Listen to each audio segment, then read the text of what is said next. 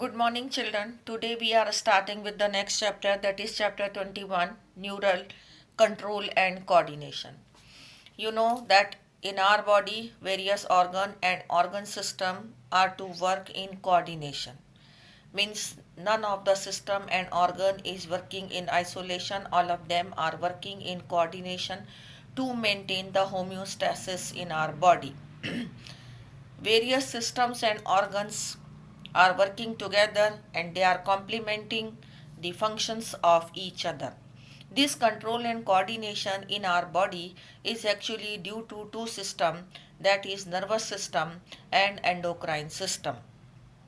Nervous system is actually the networks of nerve fibers, and just for the proper and quick response there is a network of neurons and nerve fiber and nervous tissue is there in our body. And endocrine system, control and coordination performed by the endocrine system is a type of chemical coordination. Endocrine glands secretes hormones and by which the control and coordination in our body is maintained.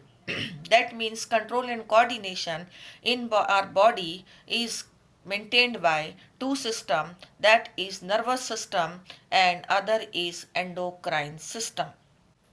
Now here there is one example is given that how do the various organ system are working in coordination. Suppose you are involved in a physical exercise. To perform physical exercise, you need to have more energy because your muscles are involved in maximum function or maximum exercise. For that, they need energy, and for energy release, there is a need of oxygen because oxygen will oxidize the food so that the energy will release. Just to release the energy there is a extra supply of oxygen is required, and this oxygen is supplied extra to that particular organ where the requirement of energy is there. So that extra oxygen is supplied when the rate of respiration will increase, when the heartbeat will increase, and when the flow of blood in that direction is increased, then only the extra supply of oxygen will be there to that part. That means in this function how many organs and systems are involved. You know, muscular system is involved just to perform the exercise, then respiratory system is involved to increase the respiratory rate.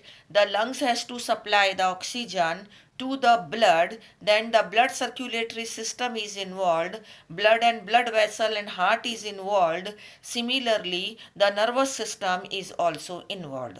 That means respiratory system, circulatory system, nervous system, muscular system, all of them are working in coordination just to maintain the homeostasis in the body.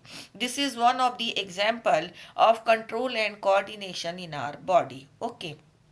Now, first we will be discussing the control and coordination by the nervous system. So what are the components of this chapter or component of the nervous system what we are going to discuss in this chapter? That is the central nervous system, in which we will be discussing the brain and spinal cord, their structure. Then peripheral nervous system, that means the nerves which are getting originated from the brain and spinal cord, they actually forms the peripheral nervous system. And then we will also be discussing the generation and transmission of nerve impulse. How do the nerve impulse is transmitted? Through the nerve fiber. And then how do this nerve impulse is transmitted from one to the another nerve fiber. And also we will also be discussing the reflex action in this chapter. Okay, so this is all about the introduction of the chapter, and in the next video we will be discussing the structure of the neuron and types of the nerves. Thank you.